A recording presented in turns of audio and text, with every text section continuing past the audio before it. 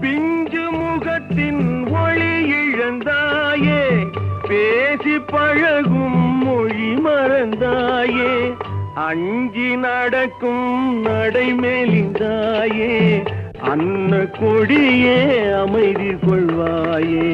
பாலும் பழமும் கைகளில் ஏந்தி, பவளவாயில் புன்னகை சிந்தி, கோலமயில் போல் நீ வருவாயே, கொஞ்சம் கிளியே.